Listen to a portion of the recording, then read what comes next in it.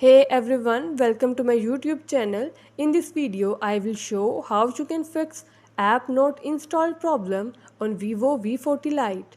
Before starting this video, please subscribe to this channel. Let's start our video without wasting any time.